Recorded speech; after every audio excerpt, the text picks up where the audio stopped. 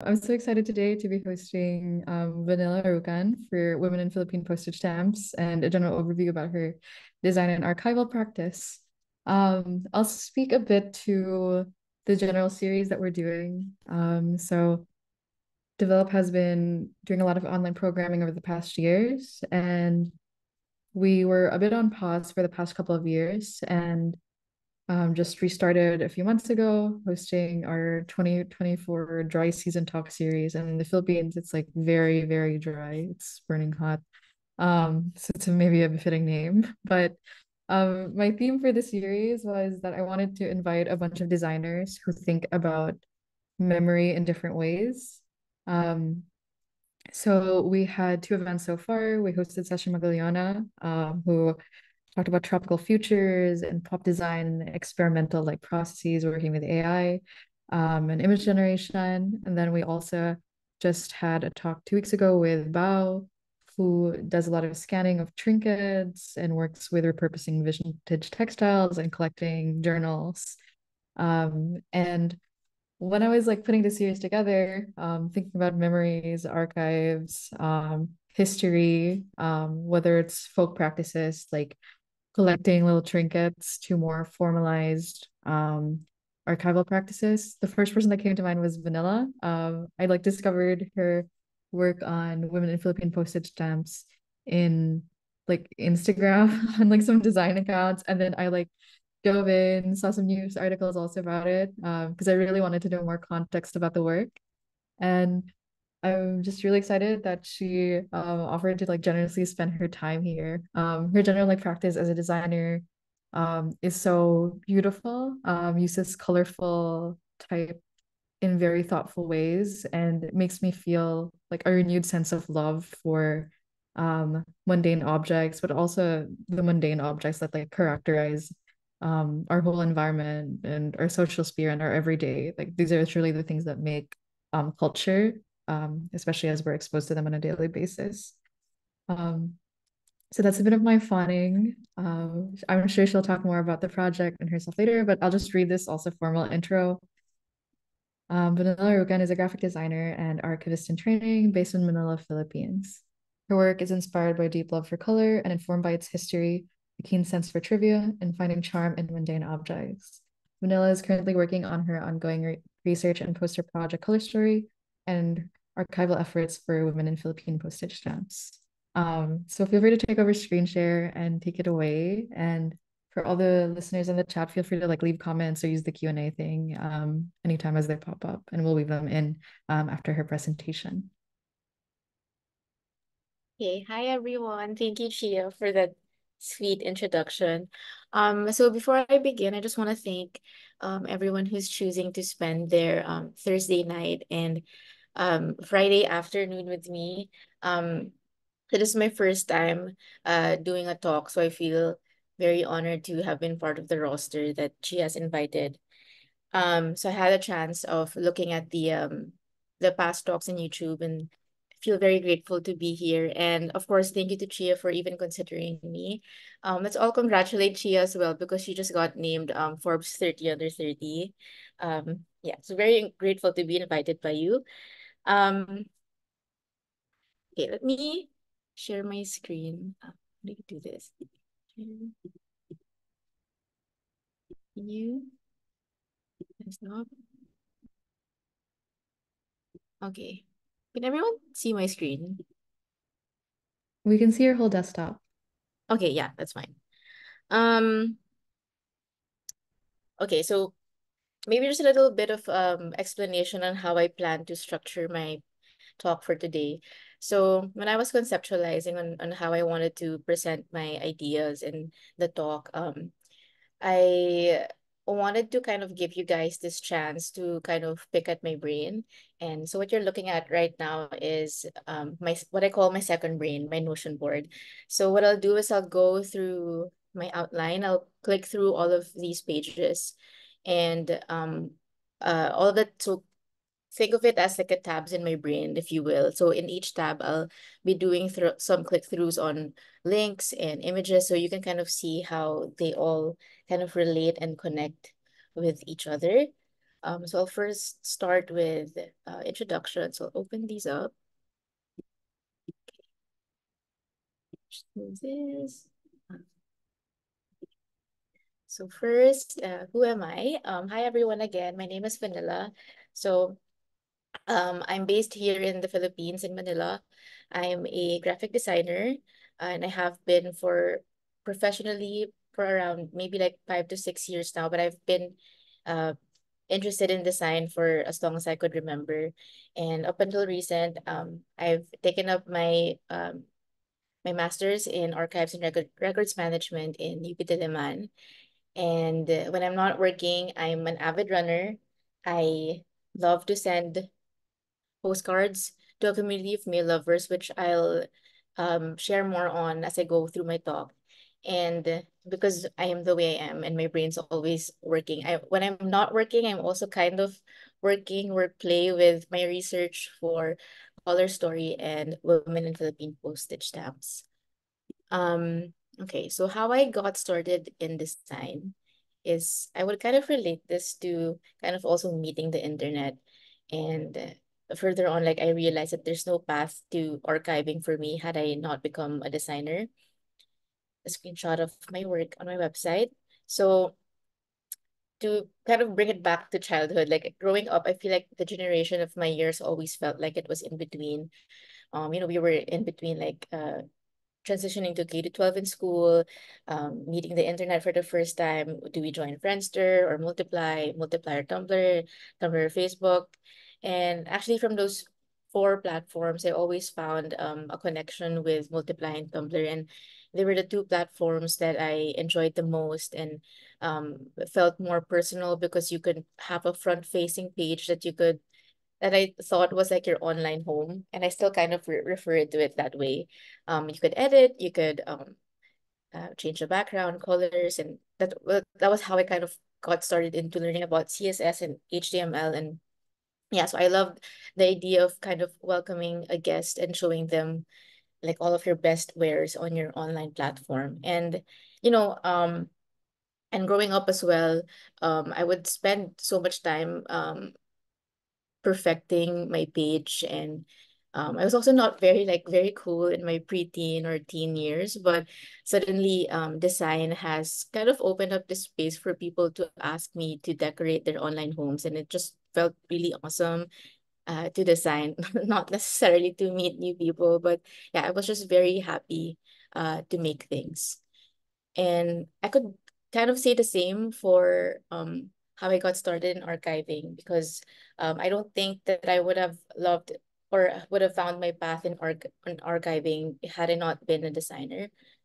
This is a screenshot of my scan of my personal collection, some of the stamps that I've collected over the past years, and bringing this back again to kind of my affinity for the past. My mother was an antique lover and an antique collector, so a lot of what I know about uh, appreciating or having an affinity about things of the past is I learned that from my mother. And growing up, I kind of just started collecting things on my own, and I built my own ephemera collection. I would collect packaging from everywhere and collected everything from receipts to gum wrappers and anything really that memorialized a day. And it's funny now in hindsight because I wasn't collecting these receipts so that I could do accounting as a fifth grader. Like I feel like I just wanted a piece of every day and kind of um a way of memory keeping. And I guess so I'm not saying that like taping a gum wrapper to a notebook makes you an archivist, but I think it's that idea of memory keeping that was instilled in me at a very young age, and what would become this mindset that I would keep for a very long time. And yeah, I was just very happy to collect things, and I guess it also helped that I had an appreciation for art history, which I'm learning now in my postgraduate that history plays a lot in archiving. Um, and yeah, so fast forward to now and being in my career in design and also doing my own research, I started questioning where I could read about the roots of Filipino graphic design and how it started and who started it. And I couldn't really find that much online or anywhere. Like I would see a few articles here and there, but none to the degree of like a national archive that maybe Western counterparts would have. Um, so I did start this personal questions in me, and further down the line, I realized that more than design, design has really opened up this space for me to talk about important things that aren't necessarily about design, but design has been this medium for me to share. Um, okay, let's see. Dashboard. Okay, we open up these tabs. Okay, so I can't actually talk about Women in Philippine Postage Stamps, which I'll refer to as WIPPS because it's a long name. So I can't talk about WIPPS without introducing you guys to the community of post crossing. Um, post crossing, joining post crossing has really kind of made my perspective bigger. So let me open up. So post crossing is this platform where you join and you're sent 10 addresses. And when you successfully send 10 addresses, you get a few more.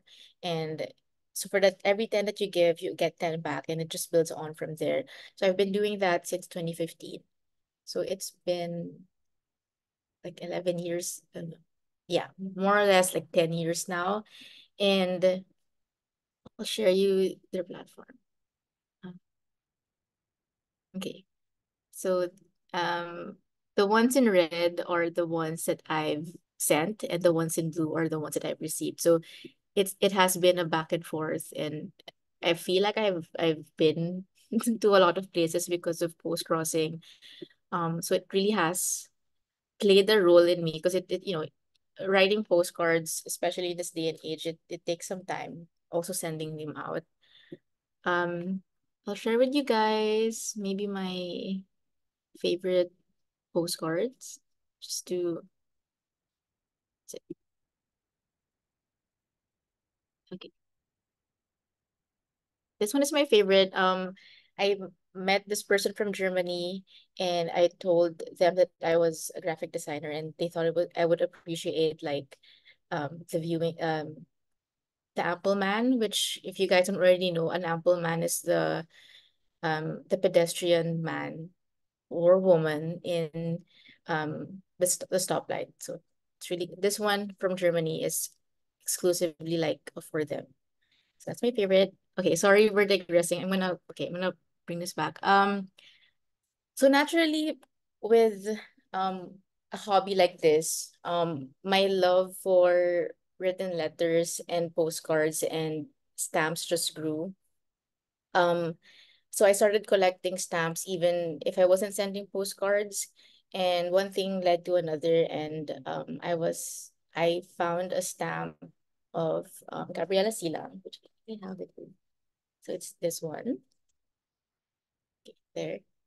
Um, so I found that stamp, and at the beginning, to be honest, it wasn't so deep. Like I just loved how it looked. Visually, I loved the color treatment, the layout. I love the half tone texture. It's a very old stamp as well. And ideally, with stamps like this, they would feature this as sets. So there would be like 15, 10, 5, 3. And I was just curious about who the other figures were in the stamp set. So I did my own research, and I realized that it's a definitive stamp. So it's a stamp of its own.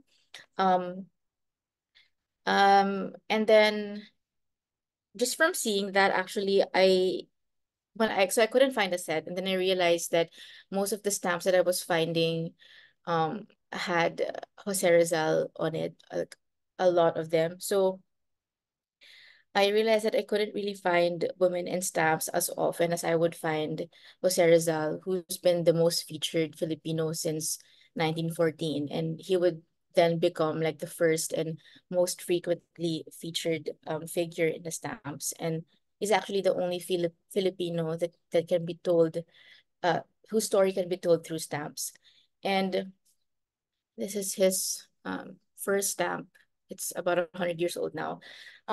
So I guess what I'm trying to say is that I'm not saying that Jose Rizal doesn't hold merit to be featured constantly in the stamps. He does, but what worries me is the cadence, or the lack of cadence to feature um other figures as consistently as him, and a woman at that. Like, you would think that Gabriela Silang, being the first woman to lead the Philippine Revolution, would be commemorated time and again, but I guess that's just not something that you would see in the post office.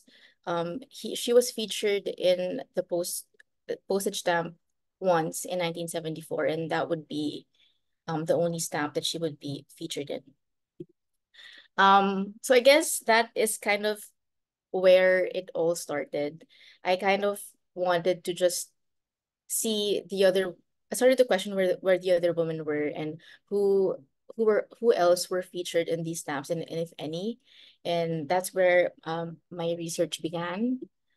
Let me share my illustrator. Where is it? Okay. So this is my working file of WIPPS. I couldn't find the very first one. I'm working on a new laptop now, so I couldn't find the first one, but this is how it looked like. There. I'll link this also for everyone at the end of my presentation. So, okay. So she has mentioned to me how she was curious to kind of pick my brain in kind of knowing how I decided how I chose the women to feature, the stories, and I guess my design choices. So I'll go through it in that way, the content, and then the design choices.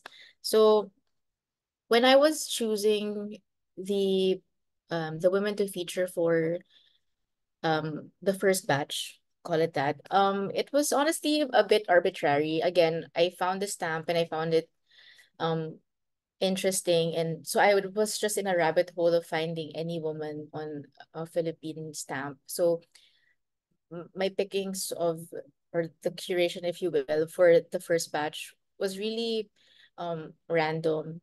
You know, I had one in war, suffrage, art, so it was a bit mixed for this one. But then for the second batch that I made, I tried to make it a bit more topical, to relate more to the current events. And then at the time that I was posting up or researching about this, it was Heritage Month. So I wanted to do my research on um, Philippine women featured in stamps um, that was raising our heritage. And luckily I found quite a few. Um, and for the third batch that I did for this year, this one is the theme is sort of like ladies first, but it was also very personal for me to be doing this collection because this is actually not mine. This was sent to me by a 70-year-old retired CEO and philatelist who has this collection tucked away, and he just like Shia found me on a few press material, and he decided that he wanted to send them over and to send me a book to kind of uh, aid me in my research. So this one is actually for him. But I picked out the ones that were focused on um, putting women first. Yeah, so that's kind of how I choose um the women to feature, but that's not to say that I don't have this set criteria of like, okay, this person has to be politically correct, or I have to believe in this certain figure. Like, to be honest, for the next batch that I'm doing, I'm actually looking into collecting stamps that feature Imelda Marcos. I think it would be an interesting thing to see her life outlined in the stamps that she's featured in, because of these women also featured here. Imelda Marcos is featured quite a lot in the stamp. So I want to see how I can kind of build a timeline on that. Uh, yeah, but okay, we can move on to the exciting part, um, which is the color choices and the typography. Um, so much more than the project itself, I'm really happy when people notice the colors that I choose to add in my work. It's definitely something that's always been a staple. There was no way that this would ever look like tortured poets department style. Like it would never have been brown, gray, and black or anything like that. Like I always saw my work as something that was colorful, and I'm happy that it turned out the way it did this way, because I do feel like archivists or librarians are kind of typecast as um um shriveled ladies in a gray suit, crouched down, looking for files in a cabinet the size of a shoebox. Like I feel like that's how it kind of looks like for some people's brains. But you know, when you're in the archive and you discover stories and you discover stories that you didn't actually hear in mainstream history, it's all very colorful. Um, and it kind of just related to how my work is now. Is I want when people look at my work, they kind of feel inspired, or they feel like they can relate to it. And I guess now in the age of digital and social media, I think if just giving my work a bit of color inspires someone to scroll through a 10 slide carousel, then I feel like that it has done its job. And I'm even more grateful if they stick around to like read the stories. So yeah, so that's basically why the work looks the way it is. And in terms of the typography, I wanted it to be very legible because I knew I was going to be posting it on Instagram and on my website. But I also wanted to add some femininity in it. And that's why I did this kind of script on the type.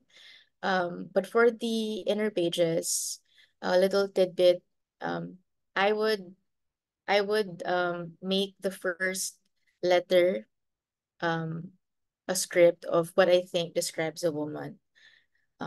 That's a very personal and preferential choice. So you know, I view women as a beacon. I think women are music. Um, this one is lady. Women can be doctors. I respect for the Aquinos and you know Lakabining, Katipunan. Um, so it's all that's why I chose to italicize that. It's not really just randomized. That one is very personal to me. Um, yeah, and goes it's the same for all of the other batches. So okay, so I want to go back a bit on um uh where am I? On recirculation. I think at you know, I hope the takeaway with my project is not that okay, we have to smash the patriarchy and protest against Jose Rizal being featured in stamps. Like it's not that. I think what I want to show is that representation really matters, and um we need to be able to hold space for different histories and stories to take place in a certain um area. Um and I guess um hold on. Yeah. Okay. And then when I was doing this project, I guess a lot of questions also springed up in my brain. And I really tried to question whether archiving is a feminist issue. And this would have led me, that inspired my essay that got me into my postgrad in UP Diliman. Um, so there's a background on my classmates. We're all coming from different agencies. Like we have people working in the media and we have people working in Department of Science, National Commission, and um being the only designer in my cohort has definitely had its ups and downs internally, especially when it comes to like imposter syndrome And being the only one kind of doing this on a more grassroots independent level, it has made me question whether the stories I'm trying to push, or the the stories I'm trying to research on are worth it. But ultimately, I've convinced myself that it is, because archives are really spaces that are made to tell different stories. And you know, I think what I want to see in the future is for younger people, and I mean us, to be participating in the archives more. Like, I feel like we need more designers participating in archives, um, tech people, people in music, people in food, being in the archive, because we need those different stories for an archive to fully come alive. And um, I think I found respite in my course when I was introduced to the course of archival advocacy.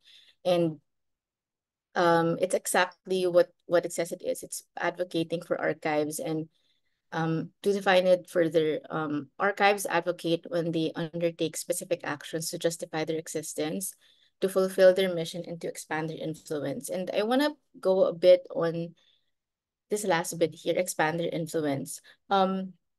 So, you can only learn so much in school, the technicalities, the jargon, and the name conventions. But if you don't find a way to be able to present them in a way that is digestible for the viewer, um, then the archives would have lost its purpose. So I feel that it's important for um, younger people to really advocate for this and to have this advocacy frame of mind. And right now in class, we're really learning more about public relations and marketing, and kind of approaching web differently, because the internet is really the space now where you can access archives in a very quick manner without having to learn how to read the name conventions of an archive, because it does all get muddled and complicated. So I guess at the core of WIPPS also is recirculation and advocacy. And when I started WIPPS, it was really my attempt to be able to represent and recirculate these old stamps of women that I don't think is in active circulation now. Um, So, and I did that in the best way that I know how, which is through design. So archiving and research is really part science and part art. And a lot of it also is showmanship. Okay. Um, we are almost at the end of our the talk. So my call to action is we should all be citizen archivists. So the purpose of archiving is really to provide access and adding on to this continuum of care. And a good example of that is my friend Toto, who, he's retired. He really doesn't have any business of sending his collection or books over to my place. But I think it's this coming from a place of love and appreciation for a collection that has really inspired him to do just that. And another one would be just this case study of an archive of a writer I met from Ginayangan in the southern island of Luzon. This is not an active archive anymore, but I think this is a very great example of being a citizen archivist. So he's a writer, and he has created this space on Blogspot where he details the history of Ginayangan, but it's also like not just he has a brief one, a concise one, and one in Tagalog. And he also, what I loved about his archive is um his showing of the maps. So he showed maps of how they viewed um their location, and how Google Maps viewed their location, and also how people of the past viewed their location. So it's very concise, and it's, you see all of the effort put into this. And yeah, I don't think that you can actually be an archivist if you don't advocate for something, and it can be as simple as making a blog and advocating for your home. And the last one that I worked on recently is this book on Philippine heritage jewelry. It's also by where is it? It's also by a independent Filipino collector who, when I shared her um my idea of citizen archivist, refers herself as that now. So it's her collection of Philippine heritage jewelry that she's collected for over 60 years. And now she turned it into a book because she wanted for people to provide access to people, and for the younger generation to see them and not forget about these things that matter. Um, okay. So everything that we do that in collection keeping and holding on to things are all part of memory collecting. They're all touch points in archiving, at least at the very level, the basic level. And you can learn so much in school that is all like technical, but the rest of the world will always have collections that might not always be institutionalized or funded. So be your own personal archivist, and um just collect things and share them with people and support people. And yeah, everything that brought me to archiving was really nurturing my interests and an itch to share that with others. And if I could borrow the words of John E. Fleckner, an archivist, he said that archiving is a shared commitment to the archival mission, about the spirit of generosity and collegiality, and about the lifelong friendships. Because in archives, it's really common to meet people that who think the same as you, but you just really have to immerse in it to fully meet those like-minded people. Okay. So yeah, so keep things and support others, and really view um archiving as circulation, as a service. And I'd like to share some recommendations on books, articles, and podcasts. I'm gonna send this notion to Chia. Hopefully she can add it to the YouTube recording so everyone can click through my list here. But yeah, I'll be adding more onto it. So I'd like to end my presentation with a quote from Tony Cade Bambara from Pleasure Activism. And the role of the artist is to make the revolution irresistible. Take that as you will, exchange the artist and revolution to whatever word relates to you. And thank you so much for listening. Thank you so much, Vanilla. What a wonderful walkthrough of your history and the projects and your inspirations and Thank you. influences and your thoughts in I really citizen want to share. archival. I really want to share these notions. I'm gonna send this to you, make it public. If you can add it to the YouTube recording, maybe. Yeah, of course, of course. Oh, I'm just seeing now that okay, I didn't see the Q&A chat box earlier. Yeah, we'll move into this conversation slash Q&A portion. I'll facilitate. I have some like Mhm. questions that I wrote up for Vanilla in advance, but anyone in the chat, and anyone in the meeting is like welcome to, of course, like voice out thoughts. Feel free to use the Q&A if you'd like. You can also be anonymous there if that's something that's helpful if you're shy. Or you can write in the chat, or you can also just tell me and I'll unmute you and you can ask things yourself. Um, yeah, thank you so much again, Vanilla. I wanted to go back to speaking about the Women in Philippine Postage Stamps project specifically. If you Mhm. could like pull up your website and like or like the Illustrator and Okay. show like Yes. shots of the posters. Mhm.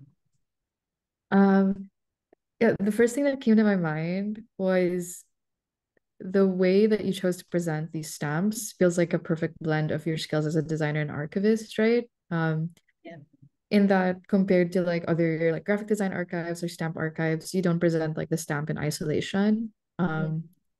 Rather you have obviously like a very like heavy like color block kind of aesthetic, and then you have like beautiful type that decorates the stamps, and then you wrote a description of your own to represent them, which is I think like an amazing tactic, right? Because it seems like archival is an act of like transmission and is also about being creative in ways to communicate history in a way. Mhm. So by like presenting it more decoratively as a poster, you're like bringing in so many more people to be interested in it. When if it was just like a grid of stamps, maybe it would be harder to um, get capture people's attention. So in a way, this becomes like something that is more accessible to a broader audience, which I really appreciate. Um, I Yeah, I wanted definitely you, want people to yeah, engage when they look at it. Like, I get what you mean. Like sometimes when you see an archive, it's actually nice to see it all in one page and see it all looking really vast. But I feel like when it comes to like engagement and interacting with the stamp, like you need to be able to like see it on its own and kind of question it yourself. Yeah.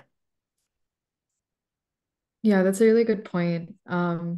Like you really draw more attention to the people featured in the stamp, and are pushing this stronger articulation, Mm. and the stronger like centering of female narratives that have kind of been lost in the stamps. Yep.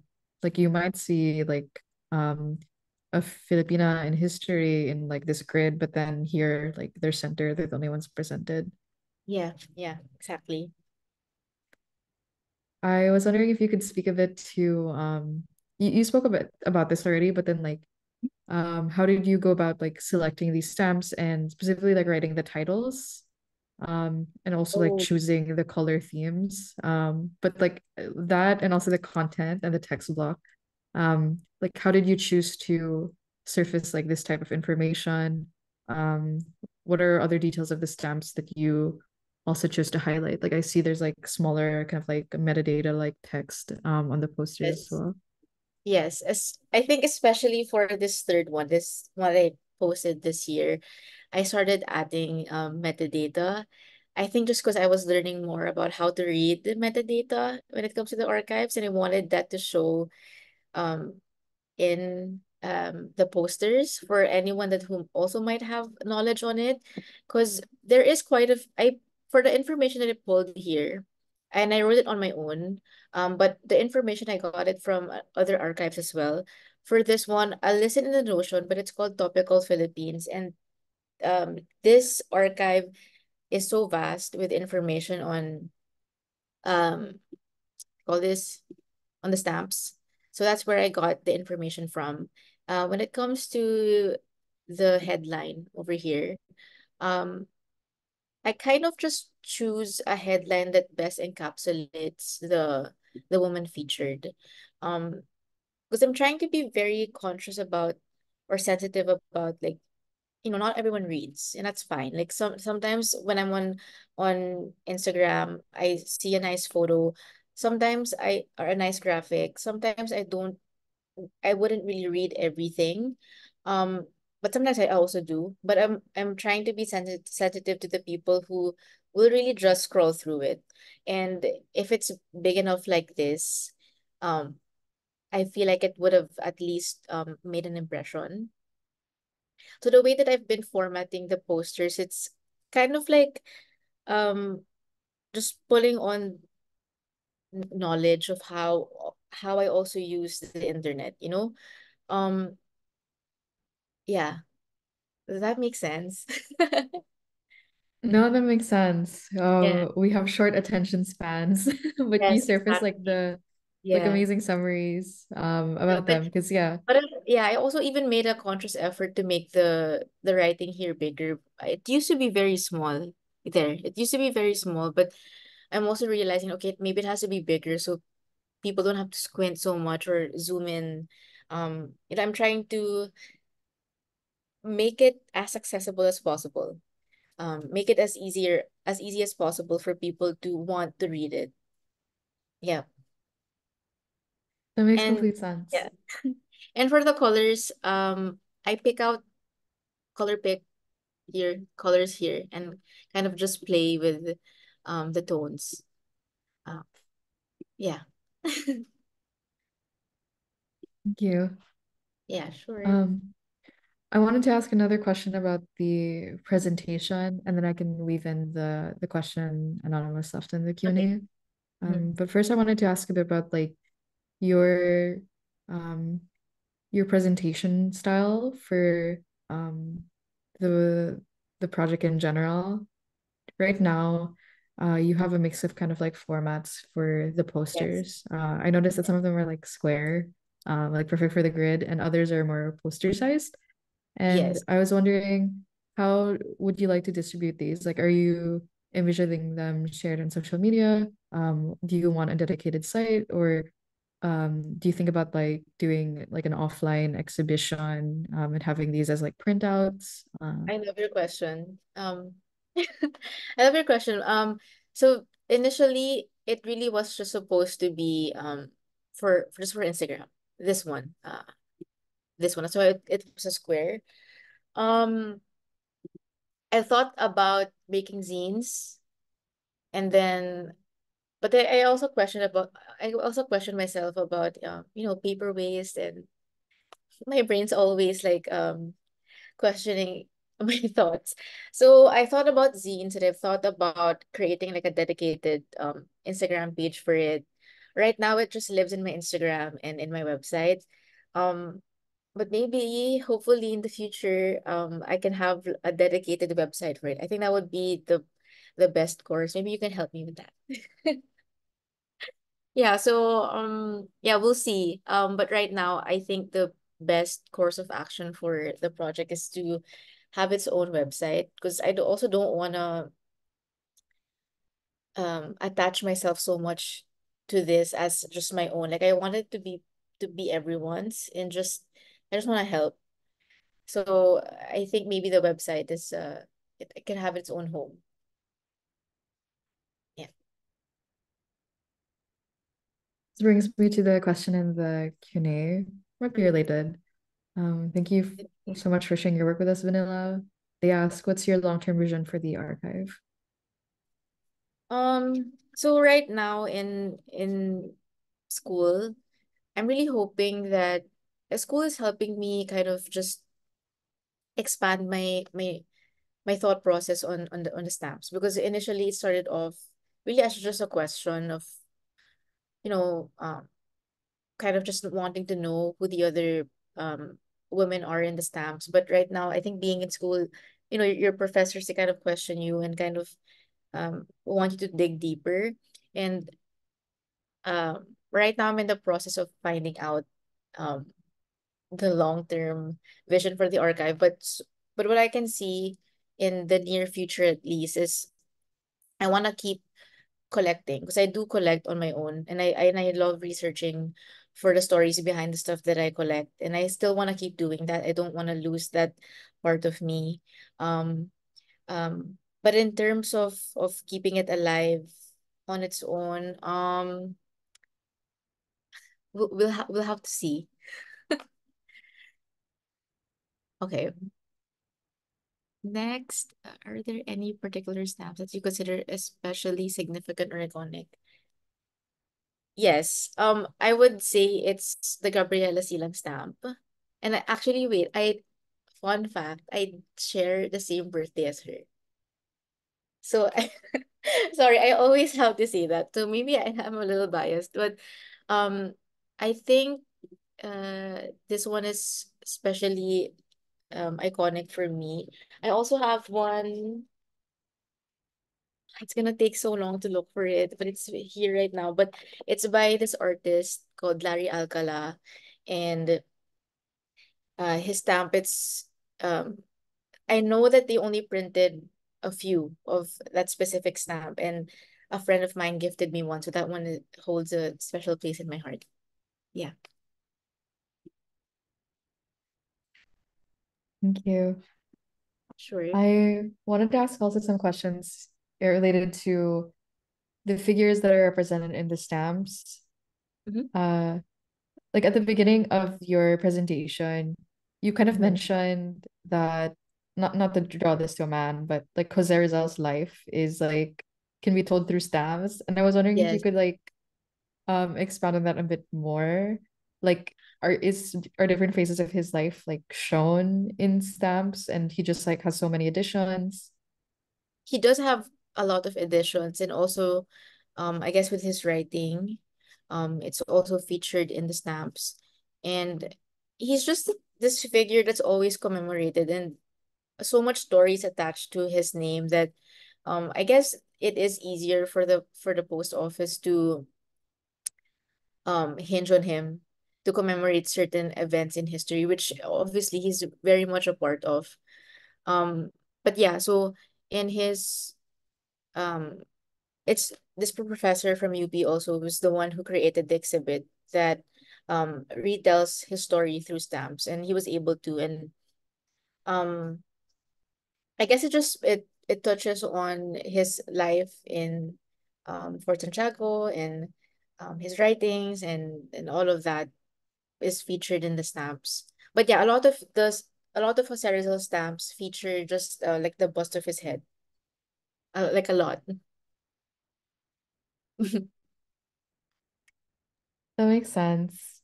Yeah. Yeah, for those who aren't Filipino, he's like the national hero of the country, so it makes sense. But at the same time, it does feel unjust that there's so many revolutionary figures who have impacted the Philippines at many times in their life, Yeah. Yeah, but it's are not just only Maria encapsulated in Restila. one thing. There's Yeah. Bachar Aquino, Maria Orosa, everyone who kind of um dabbled into helping Philippine Revolution. And if you quick research would show you like they've been featured like once, twice, and I think specifically Gabriela Silang. I was shocked actually to just see her featured once, which was in 1974. So it's a bit quite of a shock. Like you would just expect that um they would feature them more often than not. But yeah, I guess there's a lot of criteria or decisions happening behind closed doors. This brings me to ask about what you also mentioned regarding Imelda Marcos, who is a very infamous and also like living figure, where like she has her own stamps, I think, right? And then she is Does also have featured pretty prominently in Marcos's stamps. this. Her She also husband, the featured farming, oh, doing, doing quite a few things. So I'm very interested to kind of just delve into that. Like I'm not opposed to it. I want to do it like for this year. Yeah. so what's your like strategy in presenting it? Because there's kind of a politic to it, right? Like those stamps exist, and like I'm not a believer in if someone is a bad figure that they should not be shown at all. But then Yes. you have to be a bit incisive and careful about how you present them. And for a Mm. figure like this, yeah, how do you think about like the politics of making her visible again? But also you having agency as like a designer and archivist in like kind of changing the narrative in which she's told, and like obviously treading this line between like a lot of Yeah. people making Imelda stuff and Yeah. romanticizing her almost instead of criticizing. I guess the middle ground is kind of like when you make things, you're gonna attract people or you're gonna repel. And uh, I'm gonna choose to talk about things objectively. And when I mention women in Philippine postage stamps, she is a part of that, and she is part of that fabric of truth. So I will um continue to do it, even if even if I don't necessarily support or yeah. So, I think it's important, like I mentioned, like archives are supposed to be places where multiple truths can exist, and non-truths, I don't know. But anyway, we have to keep talking about these different narratives for an archive to kind of become textured and real. It can't just be come from like one point of view. Maybe this can bring us to a bit of discussion also about like the neutrality of archives or the attempt to Mhm. maintain it, Yeah. or yeah, the general like debate about archival subjectivity. It's obviously a very difficult task to keep something um truly independent from bias, and archives are no free from it. They're always reflective of first, like the collections that are available, how you can acquire them, and also yourself. And especially as a designer who is like representing these materials in like a specific way, even like minor decisions, or Mm. not really minor, but like decisions like color and tone, like affect people's reading. So I'm wondering how you think about, can you speak more? You already did, but can you speak more to We like subjectivity and objectivity and like neutrality and your thoughts on that in this project or in general? Yeah. we do talk a lot about that in class.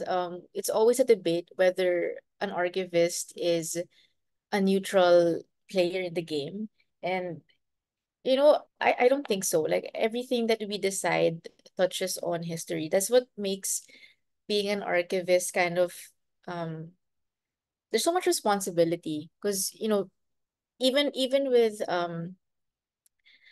deciding which collections to keep, because you can't keep everything. You're gonna have to there's a lot of destroying that happens in the archives, which is just normal. And to be placed in that position of power, um to decide which ones to keep or which ones not to keep, um it's a very heavy task. And I guess in the when you ask about neutrality, I don't agree. I don't think that archivists are neutral. I think they do come from a place of bias, and it's always a question of so much questions. It's always just I would say, I don't know, how do I phrase this? Um it's a constant debate, but also um we have to be very informed. That's why there's so much research that goes into what we do, so that we can make informed decisions. I saw this tweet in an arena blog that says maintaining an archive means that too are part of the archive and your decisions Yeah. are part of that record. Yeah. Yeah, because I guess in bigger institutions you sign off on your decision, and it's painful if you kind of deleted something that shouldn't have been deleted, and then your name's like right there. So it's a very heavy task.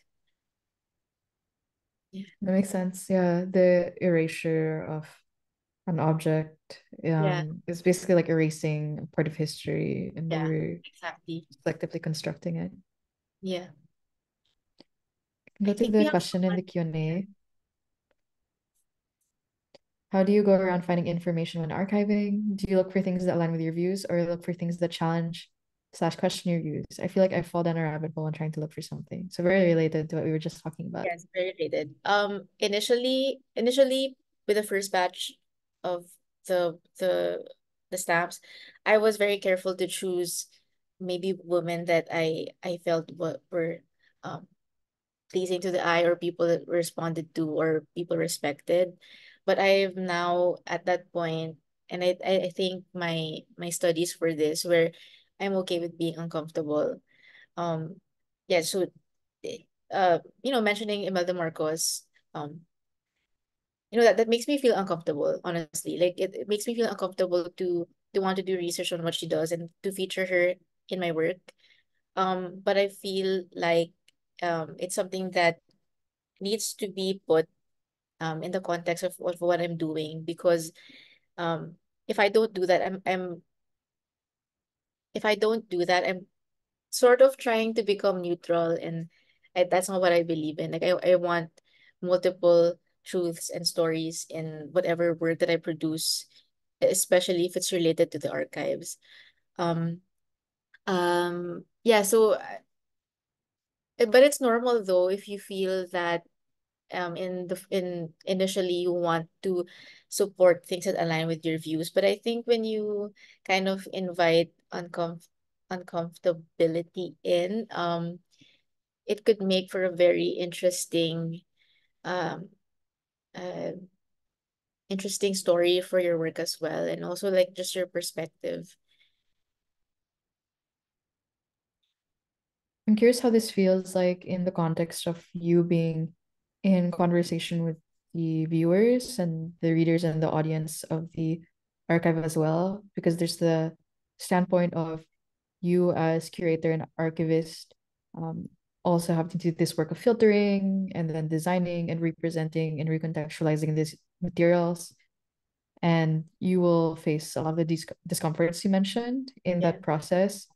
But then you are also actively like presenting Yeah. um this to an audience that you also want to challenge, from challenging their notion of like what women are represented, to perhaps like presenting like narratives on Imelda that they would normally avoid.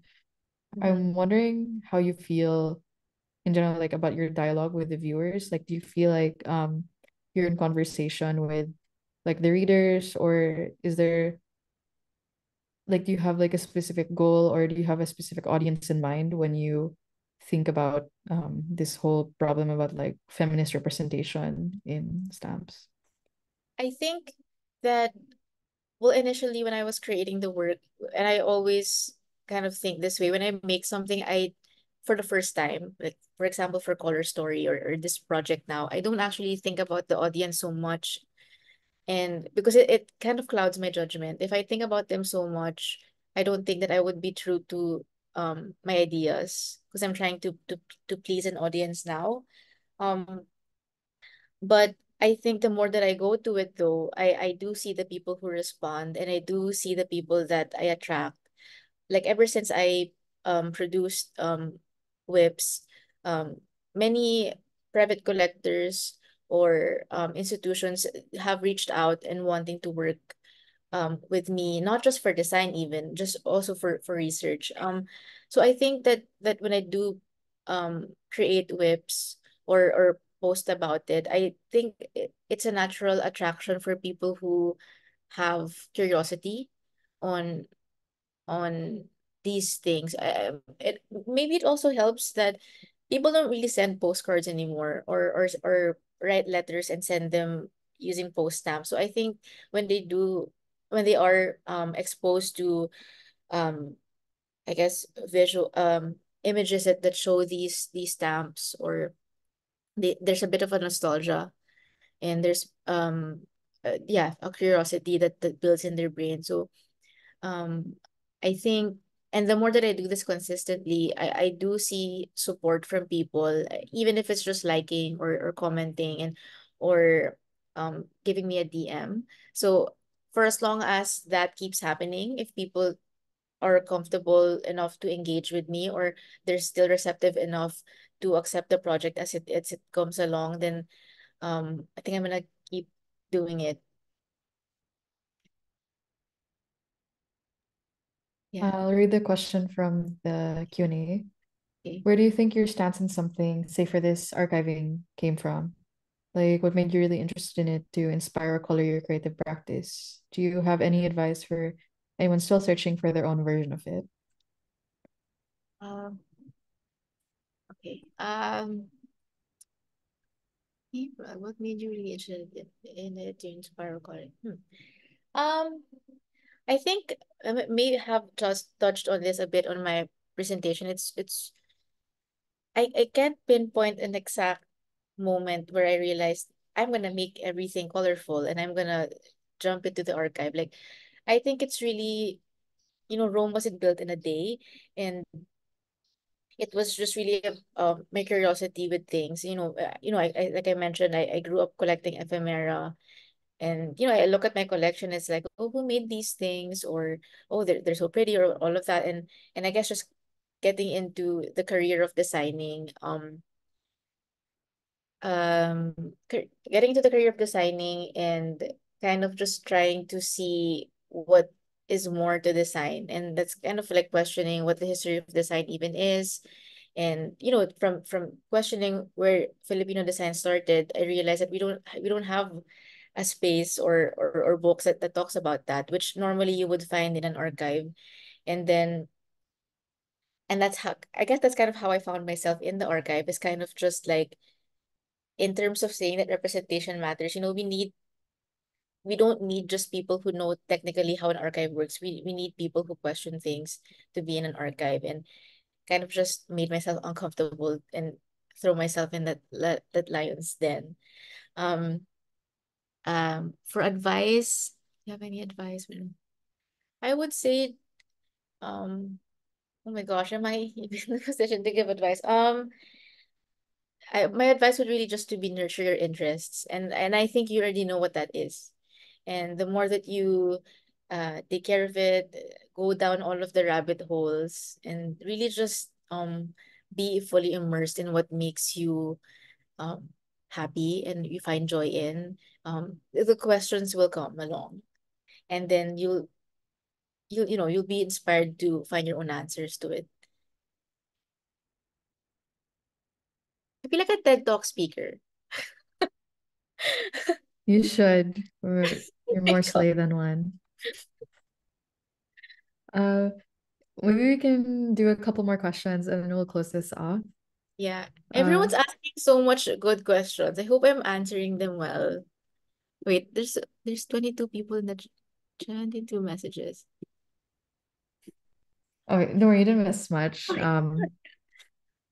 Uh, okay. I had a question that's kind of a bit related to how do you go from like Mm, going from like naturally leaning towards things you love, in your case, like borrowing from or collecting ephemera, which was also something you probably saw in your family and is also like big in yes. Filipino culture, or like Asian hoarding culture, right? It's the line between Yeah. hoarding and Yes. collecting. And there's that. And then also there's the moment where you were like speaking about the internet, where Yeah. like sharing and making homes on the internet is kind of intrinsically like Yes. sharing yourself and Mm, presenting like an open space for you to be found by other people.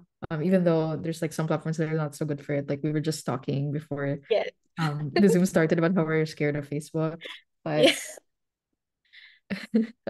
yeah, I'm wondering how you like make this leap from you have this personal collection, this personal interest and hobby, you've accumulated it. Like people don't begin with, always Mhm. with intentions to like make a Yeah. formal archive for like postcards or something. It a lot of citizen archival begins with something you just do, whether it's like collecting Miffy keychains or this. So what made you make that leap between these parts? Like when did you want to suddenly share? Did you like feel a call, or how did you make that decision? Yeah, actually, I think that's it. I did feel a call. When maybe I felt a bit of anger, like yeah, maybe I felt a bit of anger. Um, um, I guess this was during when did I start? 2021. So that was very a sensitive time in politics here in the Philippines. Well, when is it not sensitive? But anyway, yeah, it always has been, but especially during 2021. So I think I felt a bit of anger with um the patriarchy, if I can say that. And then I guess it so post crossing and sending postcards and a stamp collection, that's something that I do as a hobby, and it always has been since 2015. Uh Turning this into a full project in 2021, I think it was really just a culmination of forming my own political views and um finding kind of finding this footing between design and those political views, and I kind of found myself in the intersection of um because that in terms of like activism, there are people who really go out on the streets and shout, and then there are people who are maybe a bit more silent, and I don't want to say that this project is an activism project, like in some ways maybe it is, some ways maybe it's not, but I would say for me, WIPPS provided was this bridge for me to connect my design practice to um um to this kind of conversation that I wanted to be part of, and I wanted to be part of conversations that talk about the bigger scheme of things, especially when it comes to um political matters. Yeah. And I think I've in some way maybe I'm making stamps more topical. I want to find ways to make stamps more topical in conversations, and it really is in some way connected. It is connected to a lot of Philippine history, of course. Yeah. I hope That that makes answers complete your sense. question. Yeah. It does. And like archives are a political like artifact in outcome, and they're a very political process. Oh no, either I froze or Vanilla froze.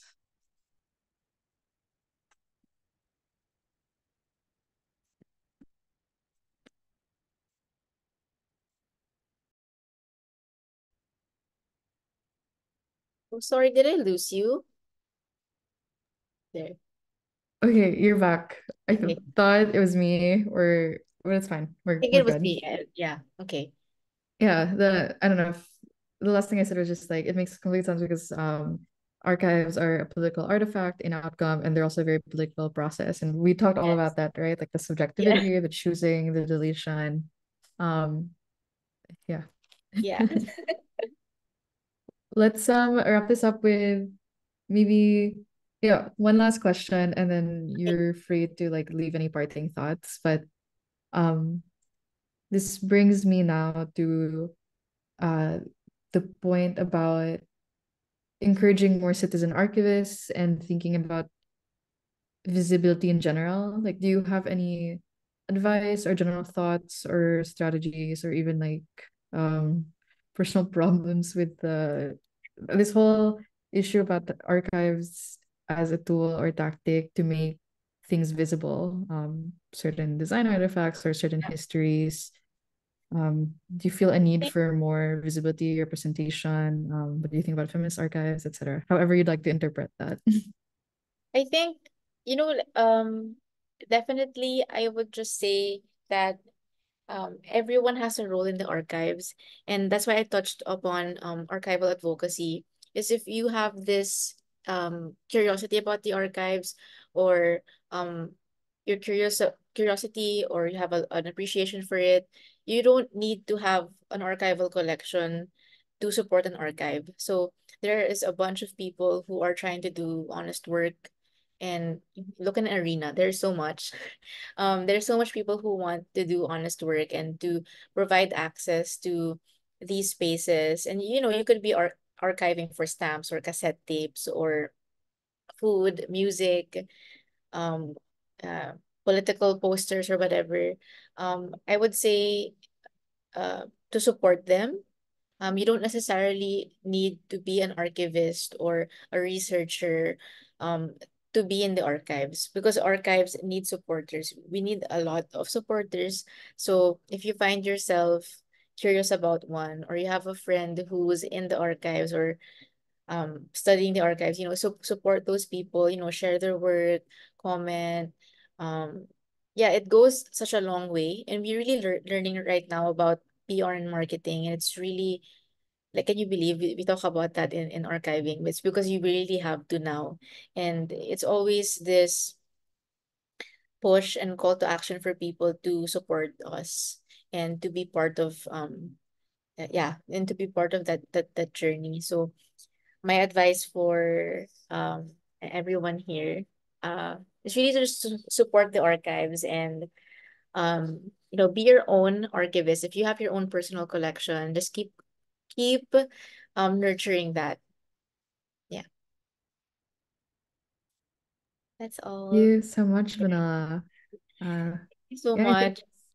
that's it for our conversation. Thank you for the lovely talk and for the beautiful notion and this glimpse into your work. I'll get the link from you and I'll Yeah, share and collate all the links. And the recording will be up also if anyone wants to look back on the yeah. conversation or any part of the presentation. But this was a pleasure. Thanks for Thank joining you so us. much. This